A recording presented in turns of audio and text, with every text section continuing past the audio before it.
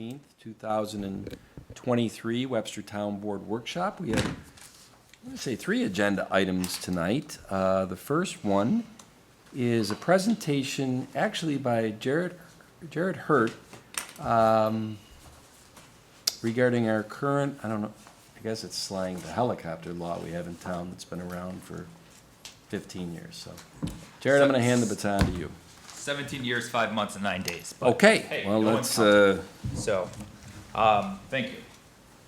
My name is Jared Hurt. I'm with Evans Fox. Presentation tonight is, I've handed out the packet to all the members of the board. The objective is to repeal the aircraft, airports, and heliport town law, or otherwise amend the local law to provide the aggrieved residents with an avenue to obtain a special use permit or some similar relief.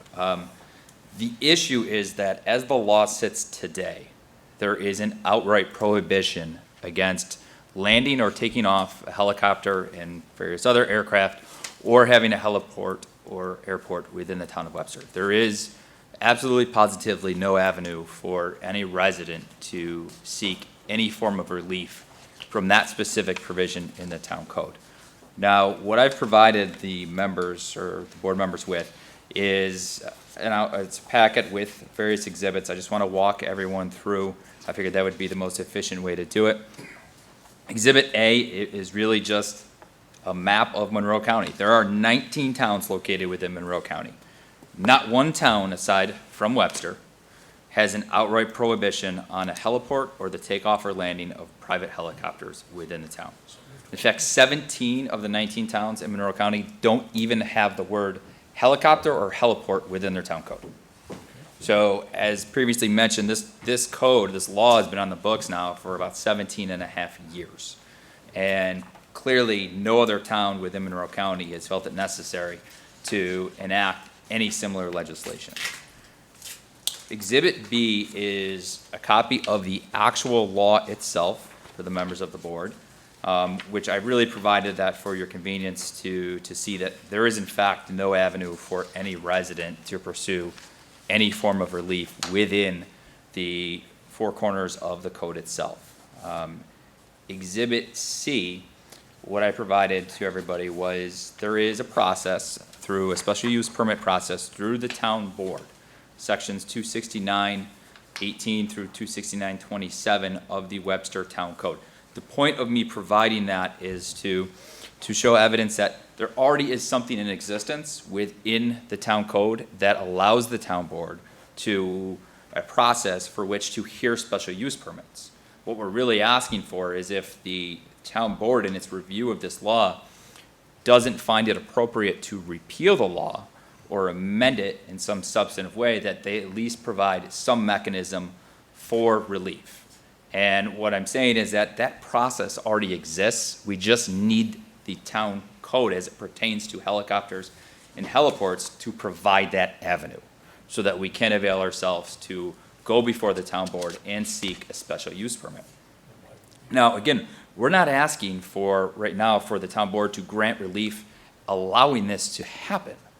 If the town board says, hey, we're going to allow any applicant that feels they're aggrieved to come before the town board and seek a special use permit, well then there's all sorts of safeguards and mechanisms that the town board can review, and they're already provided for within your own code to make sure that the applicant or the aggrieved party is meeting the requirements and the standards that you as the town board and the town code provide for. Along those lines, what I provided were copies of the town code regarding the communications towers and solar energy. And I did that because those are hot button issues in almost every town around the state. Communications towers, almost all towns have really provided a special use permit process, which you have, and it's specifically provided within the sections of the town code as they pertain to communications towers, and the same thing with solar energy with the solar farms. Those items or those types of industries and development would otherwise be prohibited outright without having that mechanism for the aggrieved parties to go forward. Now, really why we're all here, right, is because, or at least why I'm here, is because there's a property within the town of Webster that is like no other property. And that property, everything is set forth on Exhibit D. I provided a Google Earth photo of the property, and the first one, there's a black X in the right-hand corner of that photograph depicting the subject property that we're all talking about, 893 DeWitt Road. And that photo depicts how unique this property is, in the sense that it abuts 104 on one side, it has the bay on the far northern side. It sits on a huge parcel, 27.5 acres is controlled by the same landowner. So it's such a unique parcel in the sense of being able to have it utilized as a heliport and for the takeoff and the landing of helicopter, yet there's no mechanism, no avenue for him to go forward and seek relief from the code. The next page that I have provided under that exhibit is a printout of Monroe County, and it's a reflection of the tax parcels. And again, it's just to memorialize and show how unique this property is in the sense of there's a lot of acres there, 27.5 acres that are controlled by this landowner. It abuts 104. It abuts the Irondequoit Bay. Nobody else in the town of Webster can present those same facts. Going forward in the photos that I provided, there's just actual photos of the subject property. The first one is just looking at the property from DeWitt Road. The next one is looking down, which shows the overpass for 104. Which abuts the property. The next one is the 104 itself, which is what you see if you were to walk the property line and look through the fence. And then the next photos I think are really telling, which show what you see from this property when you look out the vast land that is there, and the fact that this individual resident can take off and land from his property without ever flying over anyone else's property. He can leave the town of Webster without going over anyone else's property. Again, I don't know any other resident that could state that, but there's no relief for him to seek in the way the code is currently written. And lastly, what I provided was Exhibit E, which is just further documentation that, so the flight, once an aircraft is in the air, is governed by the Federal Aviation Administration. The FAA has approved this facility as a heliport. Now, I throw that out to you and show you that because, again, I don't know any other property in the town of Webster that can make that statement. So I would like to thank the members of the board for their time, and if there's any questions, I'd be glad to answer it. Again, we're just asking for your kind consideration in looking at the code. And this particular provision, like I said, is 17.5 years old, and there's no relief for the residents to seek to you as the board to say, hey, I need some relief. I'm an aggrieved party. How can I do this? It doesn't exist. Are there any questions from any member of the board?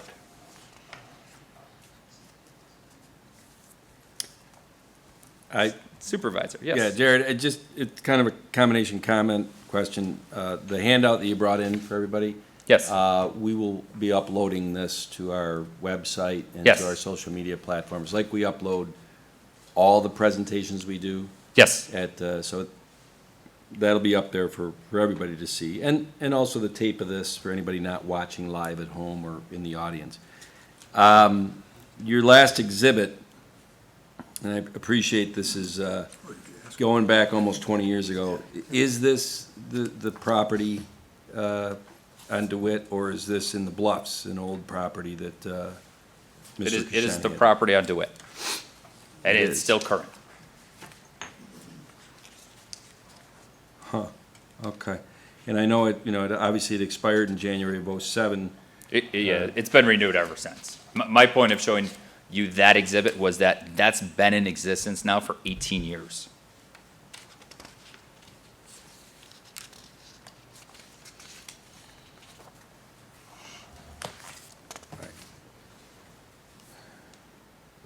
I don't mean to nitpick, and obviously tonight is presentation purposes only. There is Yes.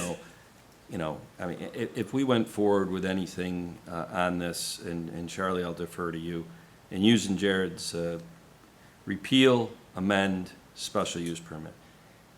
Any one of those avenues in the future, I'm guessing, would have public hearing aspects, writing up what the proposal is, all that stuff. There would be a change in the law, yes. Right.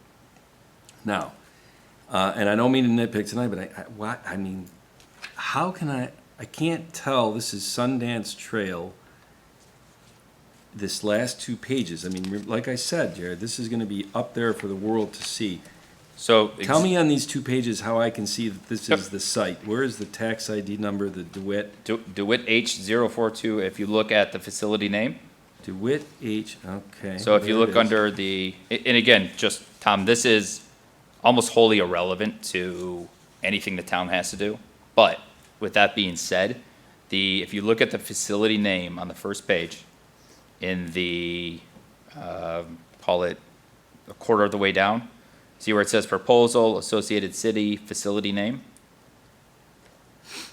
Yeah, the DeWitt H, whatever. DeWitt and then H, under that's- that Bluffs, which I know Sundance Trail was in the Bluffs. So- is this for 2 locations? Yes, at the time, but it's Gotcha. only 893 DeWitt currently. Gotcha, okay. So, and that's just to establish and to show to the board that the FAA, who governs the flight paths and the flights of aircraft, has approved this facility.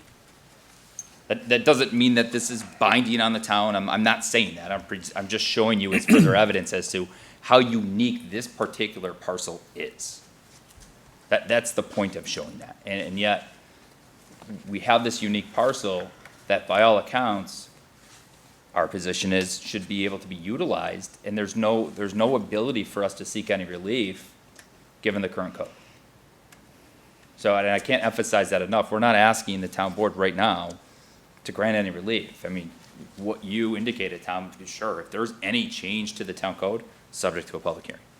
And at that point in time, we have a whole presentation which gets into a lot of different other facts, but for purposes of tonight, the goal and the objective was to try to stimulate the town board into saying, hey, and thinking, this code's been out there now for 17 and a half years. We have at least one aggrieved resident, perhaps more, who don't have an avenue to get any relief. That's not fair. Okay, any other, No, Jenny? appreciate you coming in. Yeah, Thank you. all right. Any other questions, comments, concerns? I have none. Okay. Thanks, Jared. Thank you. All right, appreciate it. I kept it quick so you can watch the game. That's right. All right, so actually, Matthew, we're a little ahead of schedule. Next up is an update from the Webster Economic Development Alliance Executive Director, Matt Chatfield, on the activities going on at the Alliance. Is this mic working? Perfect, good, great. Yep, I can hear you. Does the board mind if I stay seated? No? No, it's fine. Okay, great.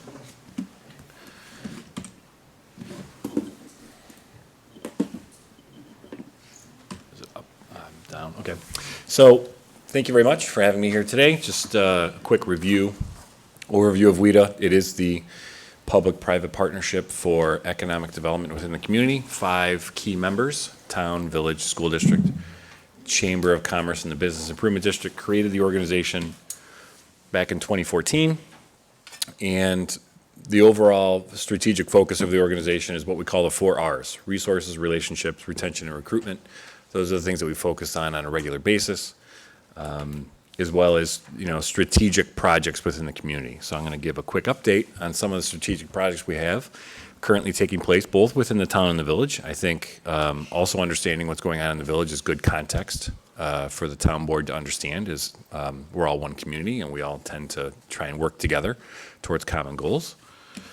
Over the past several years, we've had quite a bit of success as a partnership. Over $10 million of funds have come in to the community, mostly in the form of grant funds. And that amounts to about $18.74 for every dollar that's been contributed to the organization itself from the 5 members. So our return on investment as a community is very good from an economic development perspective. And we continue to seek funds and bring those funds into the community. Some of the key projects that are on the map in front of you include Sandbar Park. That is a signature project within the town of Webster. The project itself is largely the product of efforts from the Alliance. To be as frank as possible, the Alliance brought in the original $118,000 for design and engineering back in 2015, and then that resulted in additional funds being brought in for construction. And currently, we stand at about $4.6 million of grant funds in the door for a projected $11 million project, of which Phase 1 was roughly $8 million, I believe. And as we're going to look at that one a little bit more in particular, funding secured to date, $4.6 million on Sandbar. And where do we stand on that project? What's next? If the town is to continue on with Phase 2 of the project, it's the environmental education area. Right now, roughly $1.6 to $1.8 million projected for that project as of right now, but it still needs to go through the final design process. So next steps for the town would be to hire professional designers, engineers, landscape architects to finalize the design and come up with a final cost estimate. That project is being done in conjunction in partnership with the school district. There are funds earmarked from the sale of the Basket Road Stadium facility, roughly $324,000 plus or minus, and that has been earmarked towards the environmental education area. So there's already a small chunk of funds that we believe would go towards that project. Development of an advisory committee on how we can have a better town-school relationship for the programming and of that facility and potentially the operation of it. And then, of course, additionally at Sandbar Park is the future of a potential restaurant facility on that property. And the future of that is to be decided, I believe, sometime probably in the next calendar year. West Webster Hamlet is another focus area of the Webster Economic Development Alliance. And it has been a focus of the town board for quite a significant amount of time over the past several years, I would say. Where we stand now is we've secured funding and have finalized a master plan for that project. The overall study was $100,000, and Josh Artuso gave you an update on that project, I would say 5 to 6 weeks ago. And truly the next steps on that are to finalize coordination with Monroe County on the future of 600 Ridge Road. So we're diligently working with the town to try and identify a path forward to both mitigate the issues there and bring that project and that property back onto the tax rolls and being a positively, contributing positively to the town of Webster and the hamlet in particular. And there are some zoning recommendations as well as some code enforcement recommendations that were made as part of that study. So those would be next steps for the town board if they wanted to continue on the path towards implementation of that master plan for the hamlet. And then, of course, it's my responsibility to go out and continue to try and identify sources of funding to implement all these wonderful ideas.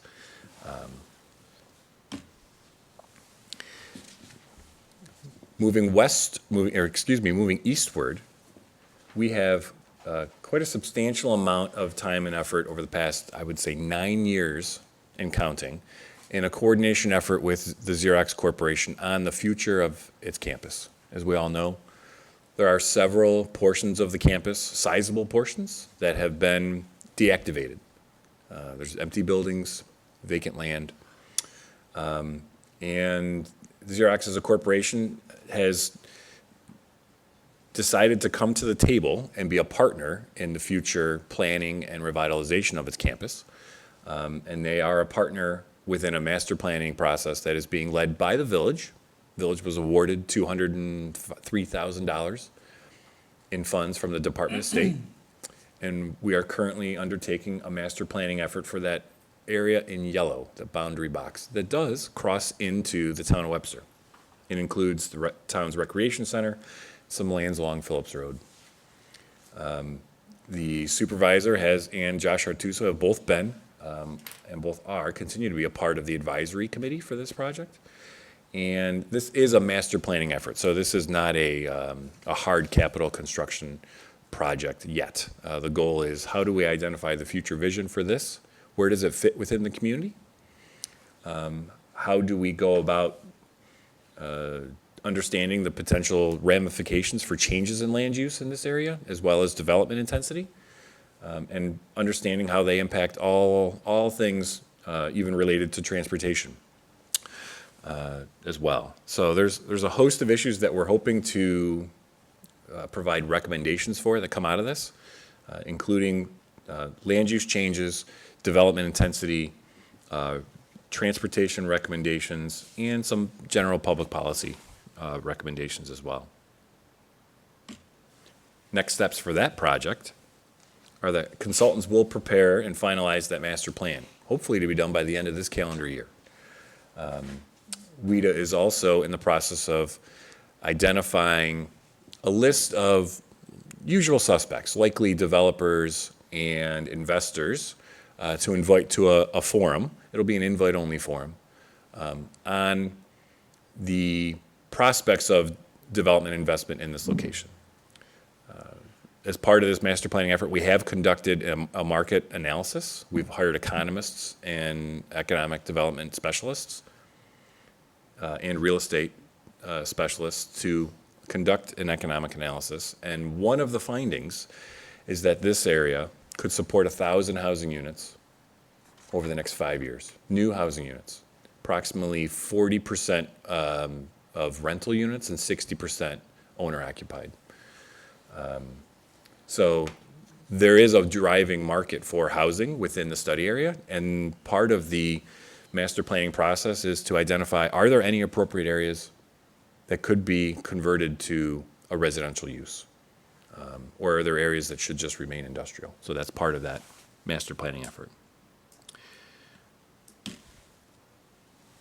Also in the village, downtown revitalization continues to be a primary goal of what we hope to accomplish within the Webster Economic Development Alliance. If we go back 8 years to 2015, the Alliance was successful in obtaining private monies from CoBank, from the Weather Channel, from Xerox Corporation, from Frontier Communications. We obtained about $50,000 in private money, and we generated a community investment strategy. It was like the Alliance's version of the town's comprehensive plan, mostly on private investment. Where should we be investing in our community? There's 6 real big topic areas. The top focus area within the community, based on 6 months of public outreach, was downtown revitalization. The residents across the town and the village wanted to see a revitalized village center. The second most important area was a revitalized waterfront. Third most important topic area was productive open space and recreational resources for families. And then after that, an industrial center that will create jobs and economic opportunity. So since 2015, I would say that we've been largely ticking those things off of that list. We've been focusing on downtown revitalization. We've been focusing on waterfront revitalization. We've been focusing on industrial development. And we've been focusing on parks, recreation, and those community development services that make Webster a great place to live. Moving forward for downtown revitalization, there is a grant opportunity for the village. Currently, New York State has created a $4.5 million program where if a community devises a strategy for private and public investment, these are actually investment dollars. If you come up with a good enough plan and they like it, they will help fund it. Last year, we submitted an application on behalf of the village in a small area. It was mostly on Main Street, and we made it to the finals. We were actually one of the final 8. They selected 3 communities for awards, but we made it to the final 8 for interviews. So we have a very good chance this year. So we are revising our application as we speak. That will be submitted on the 29th of September. So the notice of award for those funds would likely come back in 2024. And where this aligns with that prior project, that Reimagine Webster project, is that it overlaps. So now we're talking about implementation dollars for recommendations that we're currently just finalizing within the master planning process. So we're really trying to almost take on two projects at multiple levels simultaneously, but aligning ourselves to really make things happen sooner rather than later. Another project, right? The list just keeps going on and on. We have a lot going on within the Webster Economic Development Alliance. The Community Access Project at Xerox. We've been talking about this one for several years now. In coordination with Xerox, the Village of Webster is exploring taking public dedication of some private roads. Currently, we have about $1.838 million towards the rehabilitation of those roadways prior to them or just after them entering into the public domain. It would be foolish on behalf of the public sector to take private roads that are in massive states of disrepair and then rely on the very local, small delegation of 5,000 residents in the Village of Webster to rehab them on behalf of the major corporation in the community. It doesn't make sense. We all agree on that. We're just trying to identify a path forward if we can make this happen, right? If we can bring these roads into the public domain and help facilitate development of the private sector for a major redevelopment site in Webster. There's an 88-acre site directly across the street from the Webster Recreation Center that is the focus of that Reimagine Webster initiative, that $203,000 master planning effort. So there's a lot of time, effort, and resources going into the future of this small portion of our community. But we feel that it is what we call a catalytic opportunity, right? This is a catalyst for future private development. So we're still awaiting potential matching funds from the federal government. We requested $4 million. We have been given a preliminary anticipation that an award of $500,000 could be awarded from the federal government, but that all is pending on federal legislation.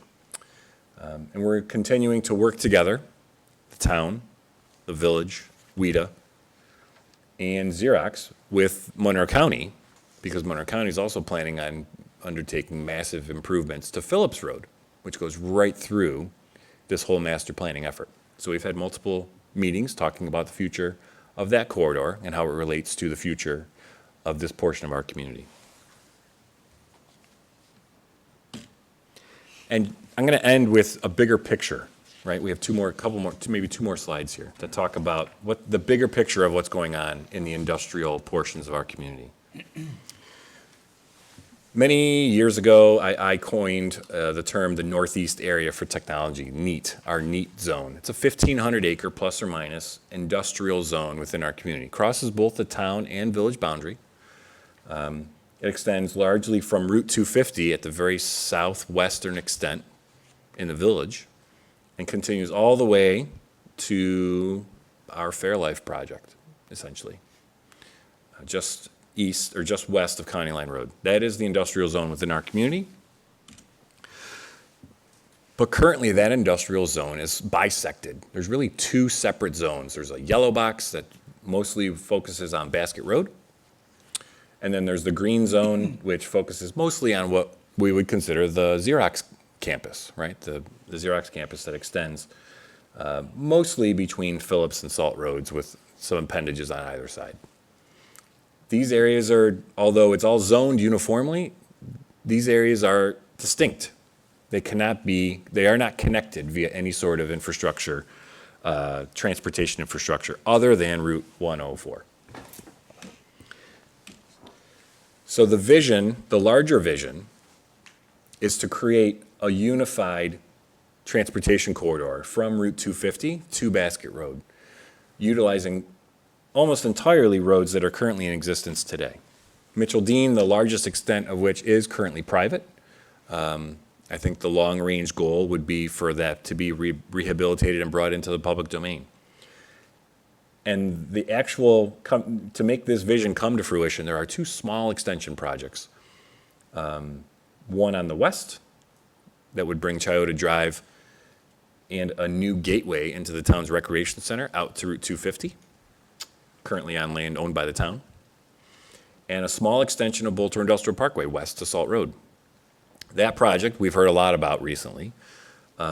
because the Fairlife project itself has made that small connection more timely, right? Now the time is more of the essence to see if we can bring that connection to fruition. This slide just talks about the infrastructure that's going on in Basket and Salt Road corridor. Everybody's very familiar with what's going on in this corridor. But I would like to point out that the investments that are taking place within the public infrastructure of this corridor are not merely focused on one singular project. These investments will go a long way towards making this entire Basket and Salt Road area much more viable for long-term economic development. The Fairlife project is a wonderful standalone project within our community. And yes, there will be some infrastructure that will be upgraded because of it. But it will not be only to the benefit in the long run of just the Fairlife project. I think we have a large 85-acre site currently owned by Xerox. We have a 20-acre site owned by Paychex. We have property that's currently owned by Tessie Corporation. We have a lot of economic opportunity in this area. And what we are undertaking now is planning for the future to determine how much of that opportunity we can bring into reality. Just a quick understanding of that Bolter Parkway industrial extension, brings that road right through some Xerox lands. We are currently identifying a path forward with Xerox on how we can make that a reality. So then what's the next on that particular roadway extension project? Well, the next steps would be for the town to hire a design engineer. The town and the school to finalize that transfer process, because there's also lands of the school district that would be involved. Surveying the corridor is part of the design process. And lastly, it is the Economic Development Alliance's intention very soon to submit funding to support the engineering and the survey components of that project. So all of those soft cost efforts of part one of a longer term process. Our goal is to submit a request to the state to fund those costs. And lastly, I'm ending on the big picture, right? We started off small. We talked about a lot of singular projects, but it's always good to take that step back and really understand how all of this connects and works together. Over the past several years, our NEAT zone, this Northeast Area for Technology, has identified several large areas for economic opportunity within our community. We have them numbered 1 through 7 on here. Sites ranging from 88 acres to 43 acres to 120 acres, right? They run the gamut of potential projects for investment. A good portion of them are owned by Xerox Corporation, and it is the continued partnership with Xerox Corporation that will hopefully allow us to continue to submit these projects for large site selectors within the community, similar to that we did for Fairlife, working with our partners at the Greater Rochester Enterprise to bring large-scale investment and job creation into our community. So with that, I will open it up to questions from the board. Matt, how many people are on staff at WIDA? The staff of WIDA consists of 1 executive director. Do you sleep at night? I wake up often in the middle of the night thinking about things, yes. This is a tremendous undertaking. Yeah, There's a lot going on, but it's largely because there's a lot of opportunity within our community, and it would be foolish for us to sit back and not at least explore these opportunities, because there really is, it's unique. Nice work, good work in putting this together, because you've shown, anybody who wants to now can see exactly what's going on, And the reasons you put it we're- all in one- and the you put reasons it all we in are- one- basically one pamphlet, I don't know how you Yeah. did it. but And the you- reasons we're undertaking what we're doing, it's great. there's a very coherent process here. There's just not enough staff resources to waste time on projects. We've identified the big ones. Yeah, good, Great work. good job. It goes back to the old case for business days at the Webster It- Chamber it- of Commerce. It absolutely does. When we created those master plans, if you will, but now what you've done is taken it to actionable steps. And it's great, could work. Is it, it's not so much a question as a comment, because since I am one of the board members of WIDA, and actually the last, I think, 20 months I've been the president of the board, those 20 months has been, that's a difference of a relationship between Matt and myself, him as the executive director and me as president. And especially in the last couple of months, as we try to get together in the morning before the workday starts, to talk about WIDA-specific things, how to maybe grow it, to your point, one employee, you know, this and that. The problem that Matt and I run into at those meetings is that there's so much going on that we tend to start talking granularly about these projects. We look up, an hour and 15 minutes has gone by, and we really haven't talked about WIDA and what we're trying to do with structure so that, can you imagine that? Yeah, and I gotta take the blame for that one, Charlie, okay? Well, I don't I let find my, that hard I to don't let my believe. toast get cold. I let, maybe Tom's eggs get cold, but Yeah. I eat.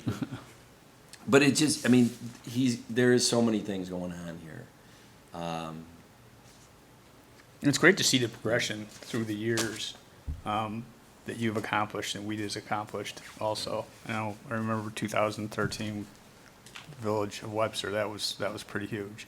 So, you know, every year you're building upon the previous year's success, so, you know, congratulations. What I like is this puts everything together in one place. It really I mean, does. If somebody wanted to come in who was totally Right. unfamiliar with What's the going on in projects, Webster? Here they it can is. go through this thing in an hour and see exactly what's going on, where it's Right. going. Yeah, this is it's a good piece of work. Great. And of course, congratulations to you for all the money you've raised and everything else.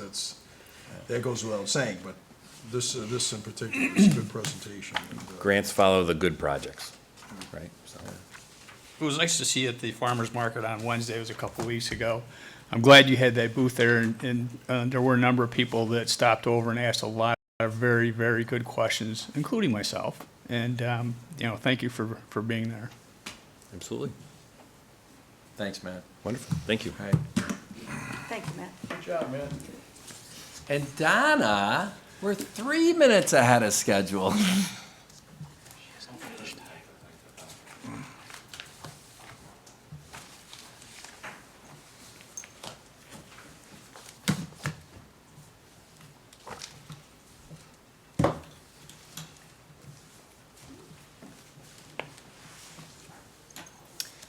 Well, our last item of the night is the Webster Assessor to the Stars, Donna Comar, and some things that we've heard about last year.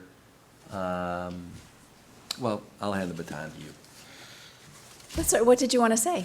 No, I mean, these items you're gonna talk about, we did talk about last year. Actually, Right. one of them, the fire volunteers, we voted on, but it's a fluid world, and there's changes, and here you are to explain them to us. Yeah, okay. So I guess I have a PDF in front of me. I don't know how it looks on the screen.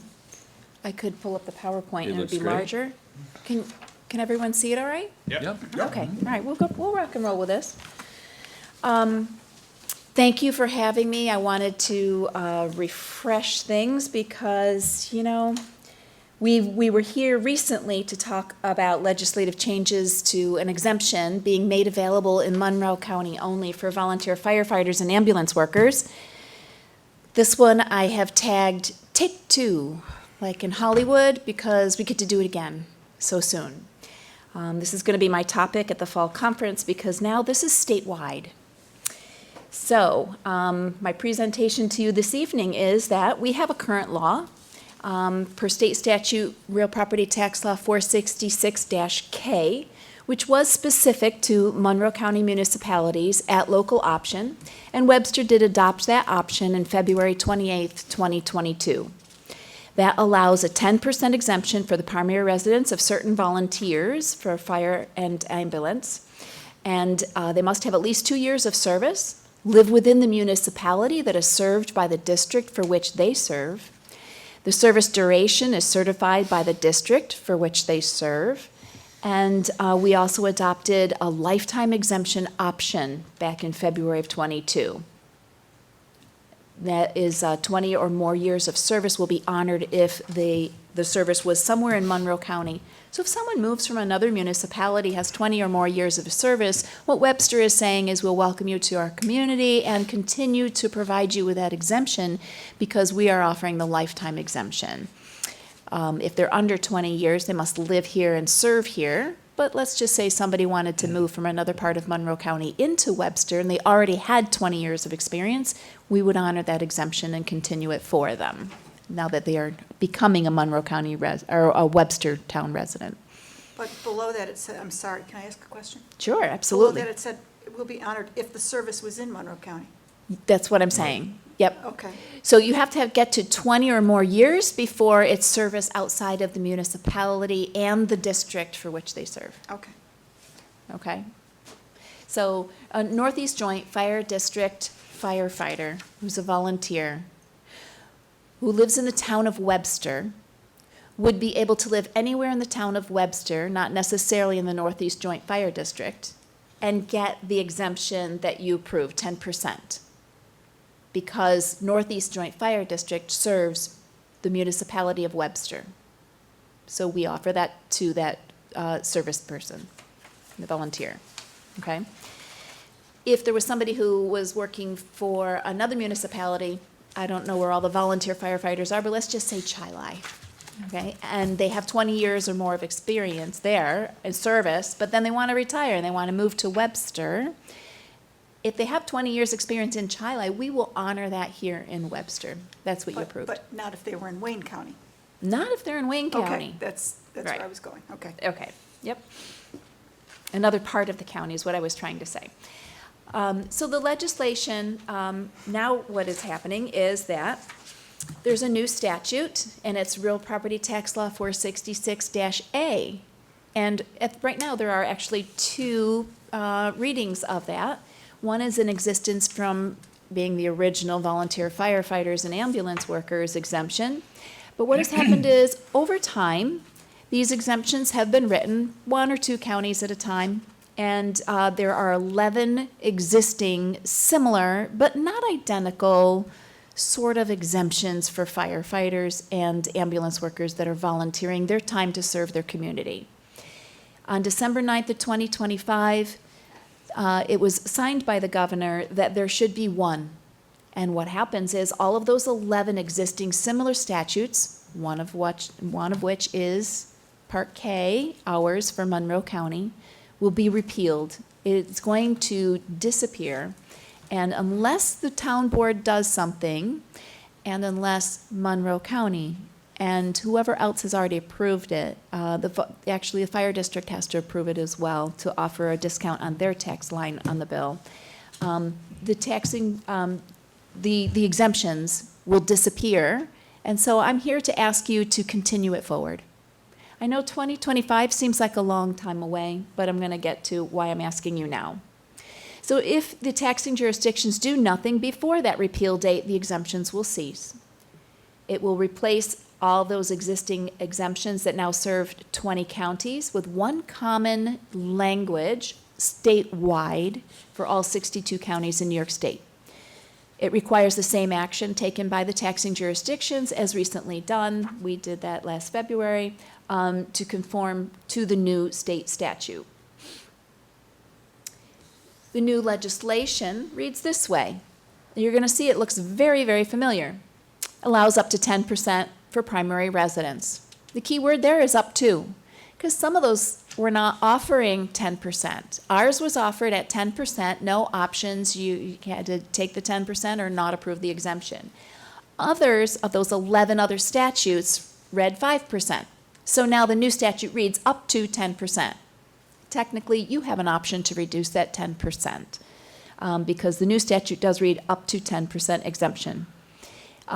And again, the same thing for the years of service. I would just call your attention to the minimum years now are somewhere between 2 and 5. And again, that comes from historically the other exemptions that have been approved under different statutes that were not available in Monroe County varied on how many years of minimum service you needed. by the time they got around to writing the one for Monroe County, it was given to us as minimum of 2 years service. You must live in the municipality that is served by the district for which they serve. The service duration is certified by the district for which they serve. All that's very similar, very exactly the same, actually. And it provides for a lifetime exemption option at local option, which you have already adopted. The new part is below. It provides an additional provision for continuation of an exemption to an unremarried spouse of a member with at least 5 years of service that is killed in the line of duty in this capacity as a volunteer firefighter or ambulance worker. That is a local option. So that is something that you will need to consider new and afresh, and that is to continue a benefit. They must already be receiving the exemption, and it would go to the spouse as long as that spouse is unremarried if the volunteer is killed in the line of duty. The second provision that would be new that you need to apply some thought to is that it would provide an additional provision for, again, continuation of an exemption under different circumstances. It would be to the unremarried spouse of a member with at least 20 years of service. Again, you would need to approve that provision if you so desire. Any questions on the difference between the two laws? All right. So here's an update and why I'm here today. On May 9th, 2023, Monroe County adopted that new language to replace their portion of the real property tax law 466K specific. So now the assessor's office will be administering 466A for county purposes. It'll be easier for all of our residents, the people who are receiving these exemptions and such, if all the rules were the same. They preserved their option for lifetime exemption, which is exactly the same that you have offered. And they also adopted the two unremarried spouse provisions to continue benefits under those circumstances. So your options today, but today it's a discussion, so today I'm asking you if you would like to consider it further to set a public hearing. Your options are by March 1st of 2024, of course you can do nothing. If you do nothing, I suggest that you do revisit it before the expiration date, but you don't have to do anything today. Second option is to review the options and adopt the new language to preserve the existing exemptions and or offer those new options. Or you can revisit the whole thing at a future meeting. And again, I would recommend that you do it before it expires on December 9th of 2025. If you don't do anything for the same assessment role that the Monroe County has already adopted theirs, it just becomes a little bit difficult to explain to people why they might get a provision that the county offers that we don't offer. I suggest that it would be a minimal impact because it would be for the unremarried surviving spouse. Otherwise, it conforms exactly the same as the other. I would anticipate that you would leave the exemption level at 10% and the minimum years at 2, as has already been adopted. The question is for the unremarried spouses. So it's not urgent except for the 1 or 2 people that might apply to. I can think of one. Any questions I can answer? No, you did a great job of Yeah. explaining it. Thank you.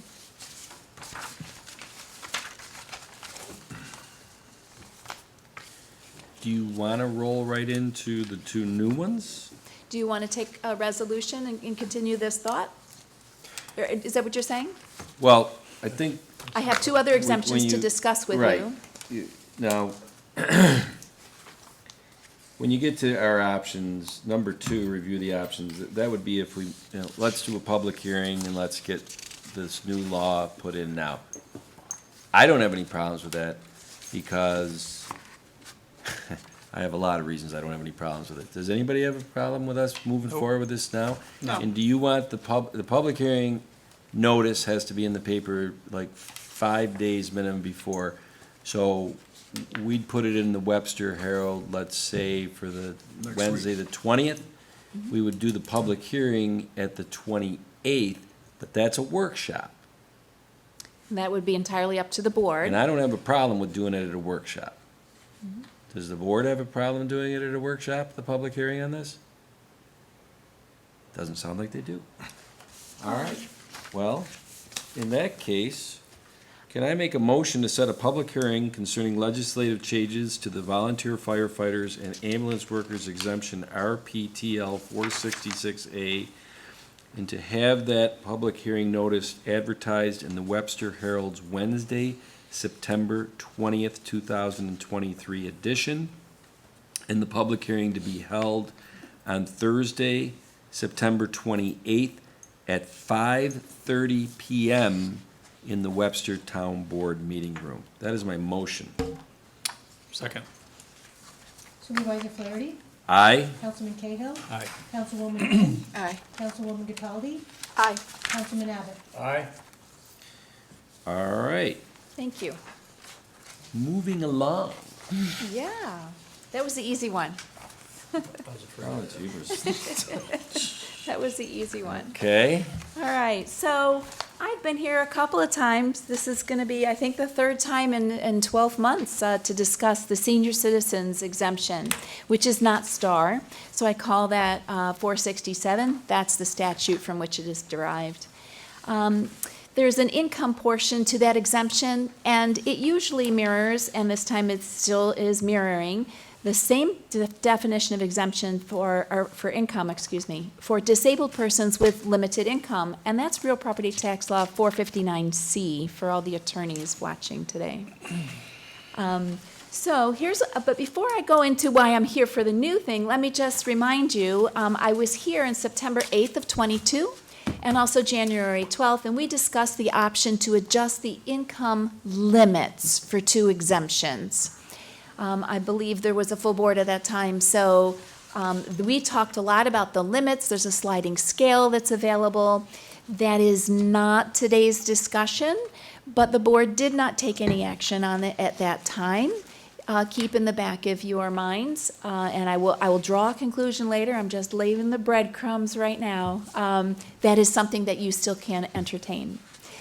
We talked about the limited income senior citizen, not to be confused with STARS, and the disabled persons with limited income. We reviewed those basic qualifications for each of those programs. You can refer to those dates on the town's website for those town board meeting dates if you would like to refresh your memory at home.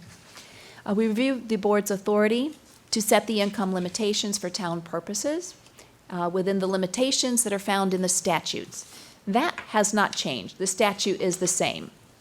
We also discussed the effects of the increase of the income level. We did a little speculating at that time. We talked about the difficulty of predicting that impact on taxable value and tax rate. We now have data, and that's why I wanted to refresh back onto this topic just ever so slightly at the beginning of this presentation. It does require separate and distinct public hearings to amend the existing laws, because even though the statutes mirror, they are separate statutes, so separate and distinct public hearings are needed when we address these topics, even though I often talk about them at the same time. Results from the 2023 roll. You may recall we have 5 deciding tax jurisdictions found on the Webster assessment roll for these two exemptions. Monroe County adopted on January 10th of last year the new state maximum of $58,400 on their income limit sliding scale. The other 4 took no action at that time, and I told you that I would come back and give you an idea of what the impact was from when the county increased their limits, and here it is. The results are that Monroe County increased their maximum income from $37,400 to $58,400, which is the state's maximum allowed by the statute. The town's current maximum is at $34,400. They received 243 new approvals above and beyond the prior year. Some of that might be attributable to people becoming age eligible that were not previously age eligible. But in conjunction with that, they raised the income limits. I'm just telling you the difference between the two roll years at a $17,819,836 assessment being taken off of the taxable part of the roll and pushed to other taxpayers. That's an assessment, so you can apply a tax rate to that. Full value, that would translate to about 30 million. It's a very generous program. So how did I come up with that number? Here's a little bit of a history. Can you see my mouse when I roll over this? Mm-hmm. Okay, great. This is a 4-year analysis of the exemptions that were granted. I'm looking at roll year 2020, 2021, 22, and 23. Now people might say, but you're in 23. Yes, that's the one that we just finished up in July, and the calendar year does not follow the assessment roll year. The income year is at the top in red, and that lags by 2 years from the roll year. So in 2020, we were looking at income from 2018. And if you follow across the top line, you'll see that the county had approved the number of exemptions. We approved 536 at that time, and the exempt value for assessment terms at that time was 26 million at that round numbers. In 2021, we were looking at the 19 income, and we had 550. That's typical to increase because our people are aging into the program. People do move, and people do pass away. So there's always the pluses and minuses, just like your home checkbook. That was 37 million at the time. In 2022 assessment roll, we're looking at the 2020 income. That was a time when people were home.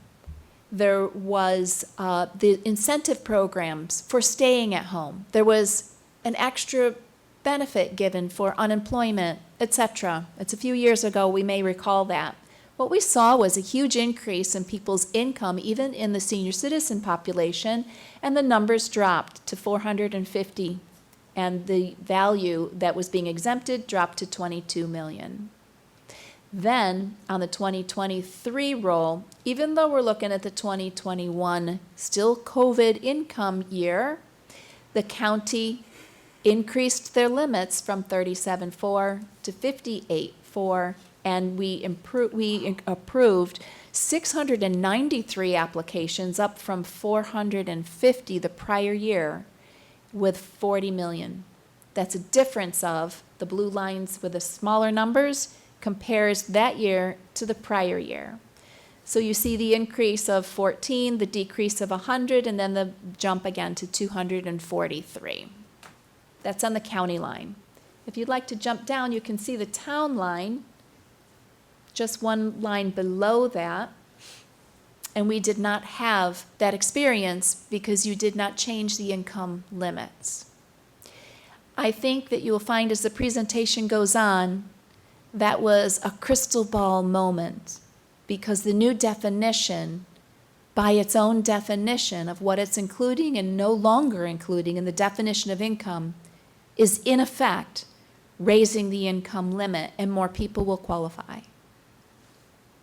Do you have any questions at this point for the history part? So the town had 394 approved exemptions in 2023 for 17 million at our current equalization rate. Mm-hmm. Okay. Maybe it's later in the presentation. If we had, we're at 34,000 as our cap. If we had gone to that 58,000, Oh, boy. do you think that we would have had 700 approvals and this 17 million would have been at our equalization rate 40 or 50 million? Likely, yes. Okay. Our increase and our difference in taxable value going from a prior of a lower than the county to the full maximum would have been a Yeah. greater differential, Right. actually, yes. Yep, Okay. because they, Alright. if I go back to this slide, they started at 37.4, we were 3,000 below that. Okay. So you'd have that gap to make up as well. Yeah.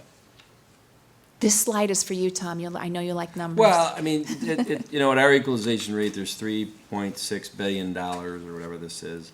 Yeah, down at the bottom, I put the rolls taxable, thank you for So, pointing that out. You know, Mhm. every 36 million that you exempt, that 1%, it doesn't lower the tax levy by 1%. It pushes it out to the rest of the taxpayers. Right, and if Right. you have a large enough Yeah. shift, it actually changes the tax rate. Yep. Yeah. Gotcha. So that number at the bottom, the Room roll, AV, AV is my abbreviation for assessed value. It takes up less space on the screen. Okay. Not taxable, that's just the value on the roll. I didn't report the taxable because I didn't want to confuse you, because for each line that you see above there, there's a different taxable value, because everybody gets to shape their exemptions the way that they like to shape it. And there are certain things that apply to the town that might not apply to the school, and vice versa. STAR doesn't apply to the town, veterans exemptions don't apply to the school, so it all adds up differently by the end of the day. On that last page of the roll, it's all adding up differently. Yep. So a reminder then about your income limits. Your options for 2024, and again, in order to be on the 2024 assessment roll, that decision must be made and finalized by March 1st of 2024. You can do nothing. You can lower that value on your 50, you get to decide the 50% and the rest gets calculated after it. And you can raise it or you can revisit the question in future years. Here's a reminder of what that sliding scale currently looks like. You have approved at $26,000 for your maximum of 50% exemption. There's no greater exemption than 50%. And the state limit right now is $50,000 at that level. And then you can see how the scale plays out. You don't get to choose each of these steps up to the high number, and I was reporting the highest number to make it easier for people at home to try and think whether they should apply or not apply. 58,000 is what I was reporting, and the 34.4 is what I'm reporting. We always tell them the upper limit. But you have to decide the 50% limit to get there. That makes sense? This is my report to you back in January of what the other towns were planning to do at that time, and most of them decided just to sit tight for a little while. And as it turns out, with this definition now coming down, that you don't have an option of adopting a new definition, but you have some options among that new definition that we need to discuss. So the opportunity before you is to review those limits and also to accept the new mandated limit, or a definition, excuse me, I'm trying to make that distinction, to accept the new mandated income definition, or to review, and that next word should be adopt, options in the new definition of income. So, and what you want to do is make sure that it's appropriate for your demographics. I have the presentation if you need it. I'm sure it's on the website for the dates that I put at the beginning of the presentation. We studied the demographics, we studied the census, and we talked about the difficult decision before the board right now, which is that every time you approve an exemption for a particular class of property, the other people who are not part of that class will be making up the difference in the taxes. The town does not go without any taxes. The county would not go without any of those taxes. It's just that you're going to collect it from someone else. Sometimes that difference from a prior decision and a new decision, such as when the county adopted that and it went up that 17.8 million, sometimes that can actually affect the party that you're trying to provide the benefit for, because it might shift the tax rate a little bit if it's sizable enough. When you have a $3 billion assessment roll, it takes a big push to push the needle on the tax rate. There is no way for me to predict that for you because it's so parcel level specific. There is no ceiling on the senior citizens or the disabled income person like there is on the veterans exemption. A 50% exemption of a $1 million house is 50%. They will receive $500,000 non-taxed. A 50% exemption on a $200,000 house will be $100,000 exempt. They each get their bill cut in half. There's no limit on it. New York State Assessors has advocated for a limit. So the legislative changes, are you ready to dive in? The old definition was cumbersome for both the applicant and the staff. It was confusing to the applicant. It was difficult to explain and to administer, and it was very burdened with documented evidence. It was originated in the 60s, and it was band-aided together with all the new ways that the state and the federal government allowed for people to start to save for their own retirements. IRAs have been invented since then. Stocks have changed since then. There's just so much that has happened in the American financial world since then. I think it's time for an overhaul, and their intent was good. All right, let's see how this turned out. The new definition is fresh and it's relatable.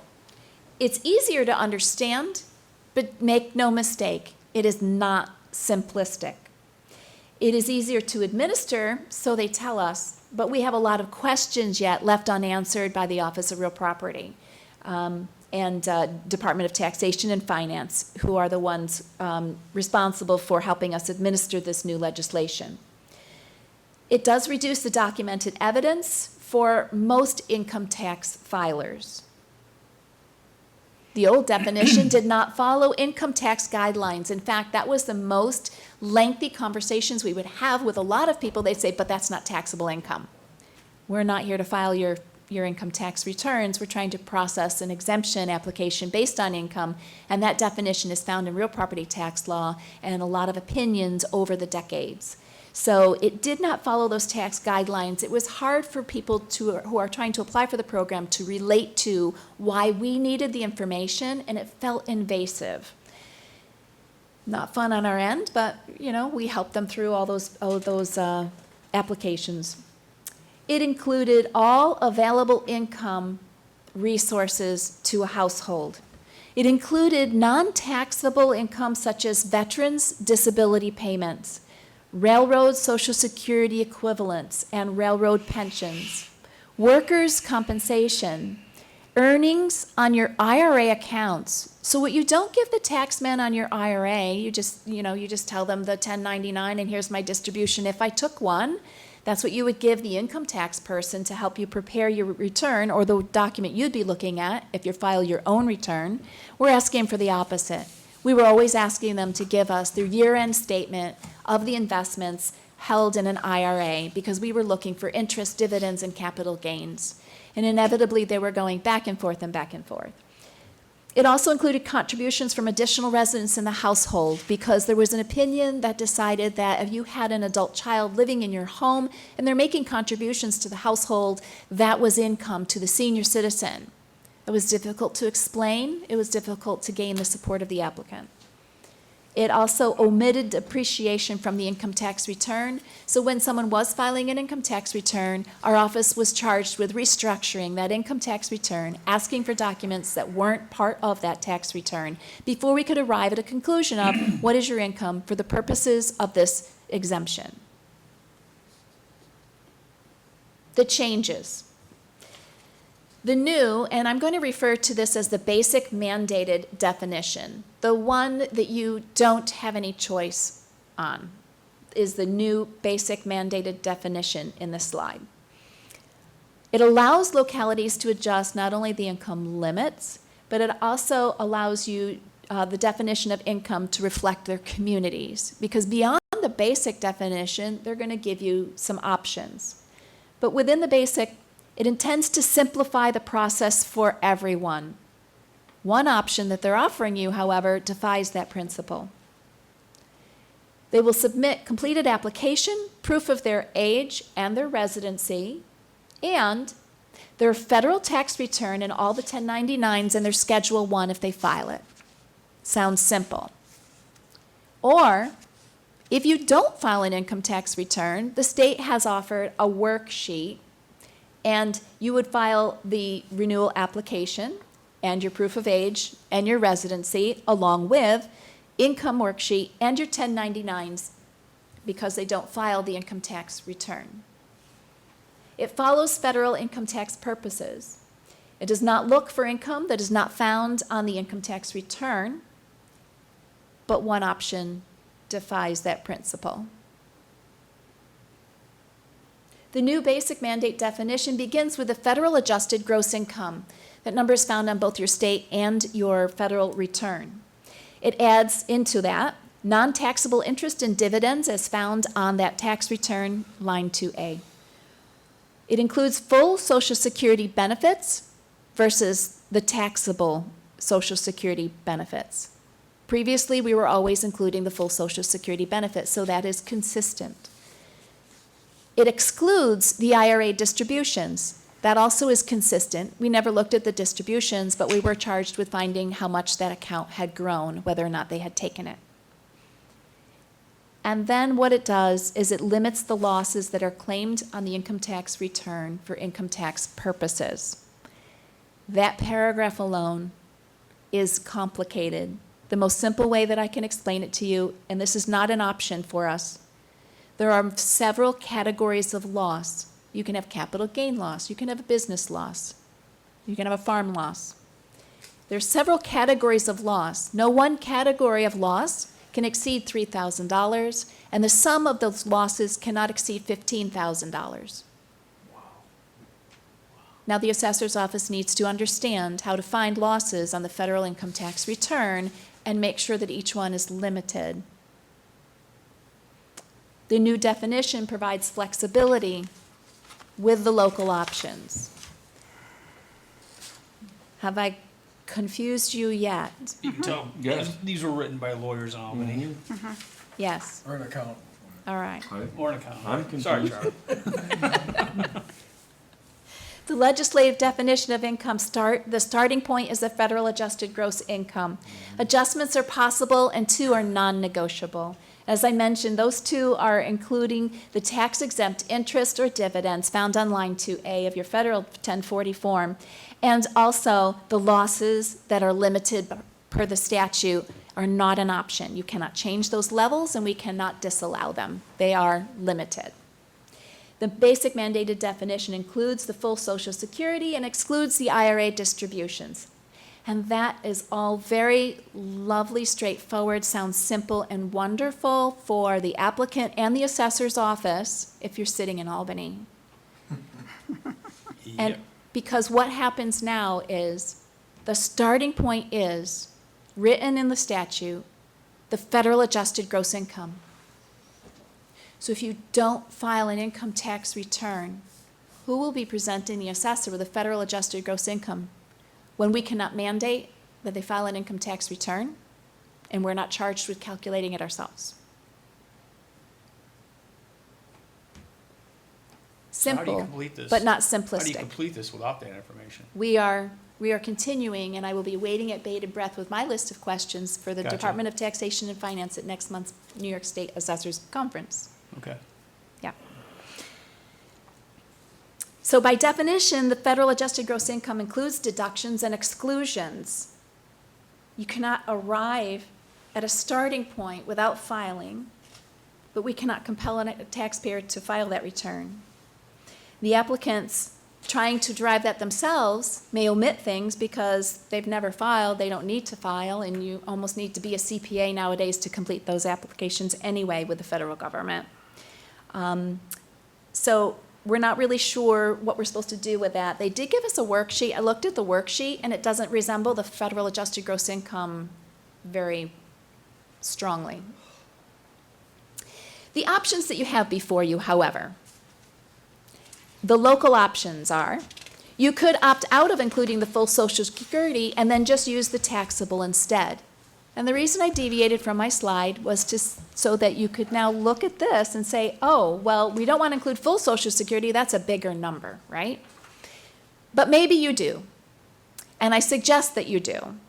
Because otherwise, every person who applies in our office who receives Social Security, and I can say confidently it's going to be 95% or more of our applicants are receiving Social Security. The difference would be those who are 65 and first eligible, but maybe not yet receiving their Social Security. That's where that maybe 5% comes in. That might be generous. If they don't file an income tax return, someone's got to tell us what their taxable Social Security would have been. And if the goal of changing this definition was to simplify it for the applicant, please consider that our definition should include the full Social Security. And I will later, through these slides, show you how that's not a detriment to our applicants. Because we've already been including the full Social Security. The people who are already in the program will not see a shift based on that fact. The second option that you have is to opt in to including the IRA distributions. We need to think about that very carefully, because while that may sound good in some situations, there are two different kinds of IRAs. This also is a forte of mine, which I teach to the other assessors. IRAs come in two forms. There's a Roth IRA and there's a traditional IRA. Your Roth IRAs will never show on the income tax return. The Roth IRA being a newer investment than the traditional IRA. You pay your taxes in advance, and so it's already been taxed. It will not show on a federal income tax return or a state income tax return, even if you take distributions. So if you are to include IRA distributions, you will only be including those that are traditional IRAs. I would suggest to you, it is possible, that traditional IRAs are going to be found among the older senior citizens, and usually those who are less affluent, because there's a certain income threshold at which people will transfer from a traditional over to a Roth IRA to continue to get certain benefits. So if you were to take that option, you would be penalizing the people with a traditional IRA by including their distributions. You wouldn't even be penalizing them consistently because they don't have a required minimum distribution until 72 now. So they would be getting the exemption starting at age 65, and if they don't begin to take distributions till 72, when they get to 72 and start to take money out of the asset they've saved toward their retirement, and now we include it here, their income jumps from that, having that, and that's not consistent for them. So you need to consider that very carefully. The third option is to exclude unreimbursed medical expenses. This is not new. It has been around a very long time. It has never been part of our definition here in Webster on any of our jurisdictions. It was not an option that was ever taken before. And I suggest to you that this is the one thing that defies the goal of simplicity and of using the federal income tax return documents. Not only does that cause people to go back to or to do a cumbersome application project for both the applicant and the staff, but it's fraught with the opportunity for fraud, intentionally or unintentionally, because how could the assessor's staff know the uniqueness of each and every applicant's medical insurance program? And how would we know that they paid for something and got reimbursed if they forgot to show us the reimbursement statement? And while it's not foilable because it would be personal information, do you really want the public to be giving us their personal medical history, their list of medications, what is wrong with them, all that medical information that you would not be able to get if you walked into the hospital to ask them for it, but in order to get a benefit, you'd be asking them to give that to our staff. I don't recommend that. No.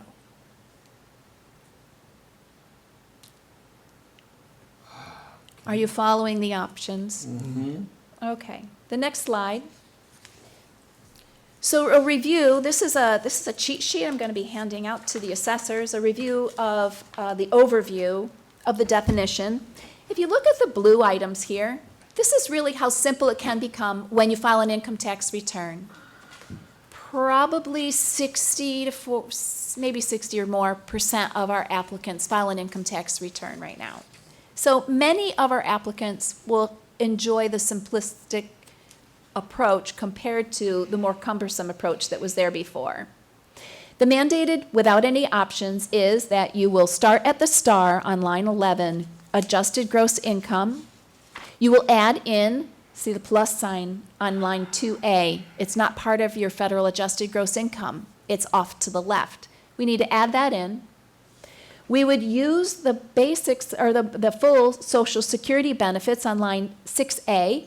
Again, we're following the blue line, which means you would need to subtract out line 6B because that's part of the federal adjusted gross income.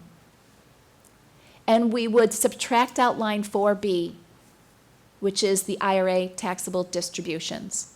That would give you the basic definition up to the point of navigating the losses. So that's easy if they file an income tax return, because it's all sitting right there on the return. If you had options, instead of subtracting out the IRA, one option would be to include it. I put a plus sign, but it would be to include it. Social Security, you would use the 6B instead of the 6A, which means you would make no adjustments because it's already part of line 11. Have I learned to navigate a tax return? That's why I hire an accountant. I do too. Yes. The legislative definition of income by default is more generous. It eliminates several items that were previously considered as income for the purposes of the two exemptions. And to raise your income limits now would be another layer of generosity. So, your income definition options for the 2024 roll, by March 1st of 2024, you can do nothing. And by doing nothing, that is to say that you accept the basic mandated definition. I have checked our town code, because I knew the town attorney would be asking me this question, so in anticipation. We don't need to change anything in our town code the way it is written, because it did not refer in any specific way to how income was defined. It was left into the statute, so it would still read fine, and you don't need to change our town code for either of the exemptions. Another option would be to choose among any of those combinations of options. The options you have, you can couple them up. So while they were trying to simplify, they've given us 3 options. If you take a basic plus 3 options, the mathematical possibilities without repeating any possible combination leaves you with 8 total combinations of options to steer this toward what each community would want. And you can revisit this in future years. This is not your only opportunity. So the 8 possible combinations are here. On my PowerPoint slide, it popped in there. I've numbered them 1 through 8 across the top part of the line, just because I was having fun with this. Charlie's laughing. I've put an X over the ones that include the unreimbursed medical expenses because I hope I'm reading your minds correctly to say you don't want us to have all that personal information in our office. Down here is the 2023. Let me blow this one up even further for you. How's that? The 2023 approved applications. So what do I want to show you here? Among those 8 possible combinations, I took 4, being the basic mandate, no options, opting out of including full Social Security, which is to say to use the taxable, and then opting into the IRA, and then the combination of the 2 of them. The staff pulled 200 random existing applications off the shelf, and we went back and processed these 4 totals. How would it add up for those 200 applications? And I'm going to show you some statistics on the following slide. But this is in comparison to, or maybe this is, I'm sorry. I had so many different versions of this trying to simplify it. This is the simplified version. There you are. 2023, including the zeros on here, where you can see the sample size is 200. For the town, please read the blue columns. I also did this for the school district. I'll be calling them tomorrow to alert them to the change and ask them if they wish to do anything. So I, as long as I had them in front of me, also calculated it for the school. The village, if anybody in the village is looking, they matched the town, so those statistics would be identical for that. So we've got 3 out of 4 represented right here on this slide. In 2023 assessment roll, the sample size of 200 already approved applications, including all the zeros, was a 22% approval of an exemption. I think I just said that wrong. I didn't say it in the most clear way.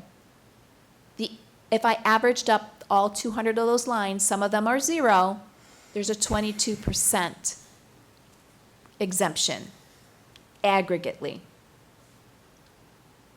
The number that was granted was 119 out of the 200. The number of them that were granted at 50% is 66 of that 200.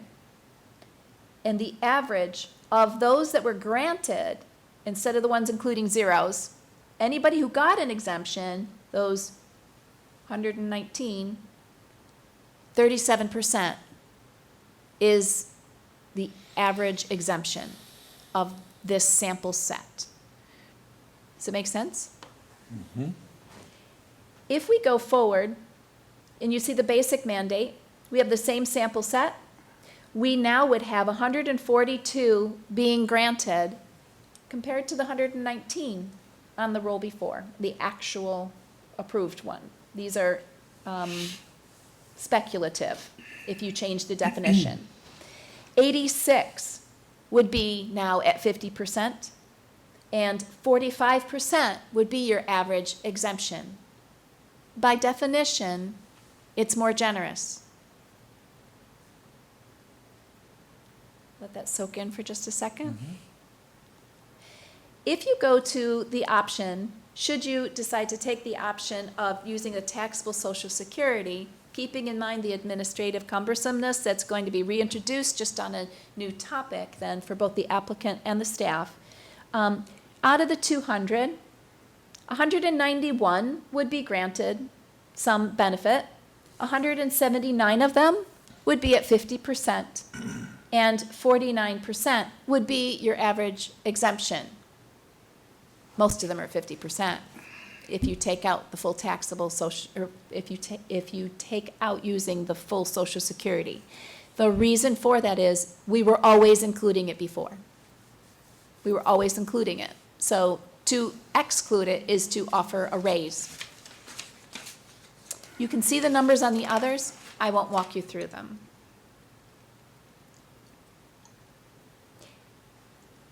I also had to make the assumption that you did not change the income limits going forward, because the purpose of this exercise was just to analyze the impact of the change in definition on a small sample set of our previously approved applications, because we had data on them. Do you have any questions on this?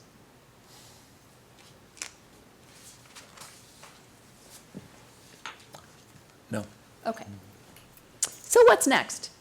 If the board decides to make any changes to the income limits, or if the board desires to adopt any options found in the new income definition, then a public hearing is required, one for each of these two exemptions. Everything that I said, while I kept referring to senior citizens, is also true of the limited income persons with disabilities. The earlier that your decision is made, the earlier that we can answer the questions for our applicants, which are coming to us daily and who are currently applying. Donna, Yes, sir. I don't know if these are questions or the three things that I gleaned from what you just presented. One, you said at the beginning or very early on, the crystal ball-esque of what we did when we did nothing a year ago, okay? Because now this new definition of income, you said by definition, it is more generous. And if we start to give some of these local options, it increases the generosity. Yes. And third and last but not least, on the last page you showed, we would go from the 17% average granted on 119 granted to 142 granted, and the average is 45%. And we don't have any choice on that. That's just the use of the unit. That is correct. To me, we don't do anything. I just want to add that while, depending on which side you're looking at this, we increase our generosity, but we're also increasing the punitive side of that to those who don't qualify and will have to pick up the remainder of the taxes that those who do qualify don't pay. Yes, you're remembering our prior conversations. Yes. Right. Where we talked about the census demographics, where there are people who are not age eligible, whose income in their home of $58,400 would make them qualify for this, except that they are not age eligible. Right. And their Some of them are taxes could feeding increase. children. Yes. Right. So it is a difficult place that we find ourselves, and I understand why the state is doing this. It's needed refreshing. It was very cumbersome. So this is more simple. The real crux of it is that by placing the starting point in the statute at the term called the federal adjusted gross income. And for those people who don't file, what would have been their federal adjusted gross income, it's repeated in the statute. Who's going to give us that number? We immediately have two classes of filers of the application to us, and we're trying to help the people who don't file an income tax return get to that beginning point, because we're not CPAs. Yeah. We can't do that. And then I said the three things I gleaned. The other one is that you said that 60% of your applicants file tax returns. A little over that.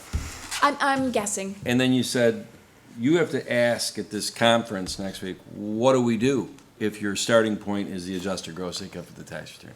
So that, by definition, is another reason, in my opinion, why we do nothing now.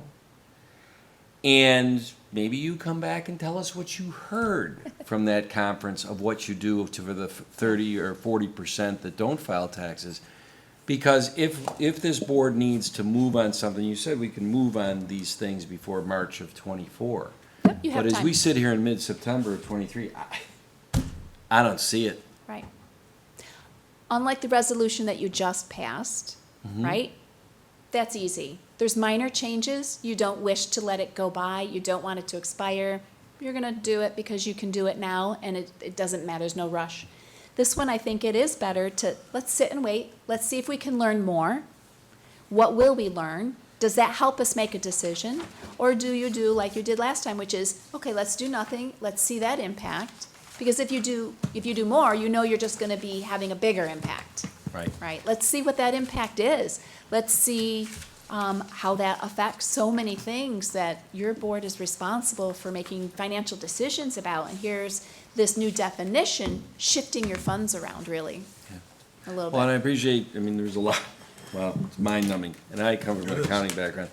But when you explained what the local opt-ins are, but from your perspective, what you see boots on the ground in your office of how, hey, traditional Roth IRAs, I think you would unintendedly be hurting the less affluent senior if you opted for that. Those explanations you gave were excellent.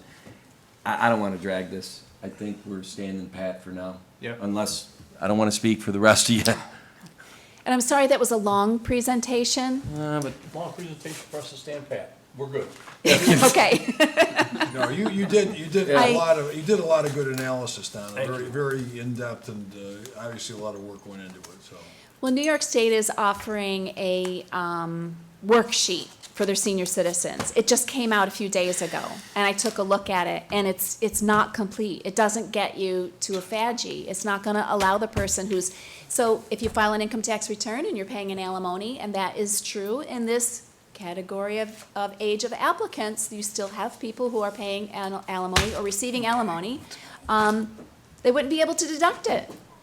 And Donna, Because there's this no would be- deductions if on there. You didn't somebody- file a if some- return, you don't get to deduct it. If somebody disagreed with what your office did on this, they could then challenge it through grievance, correct? Through the Board of Assessment Review. Right.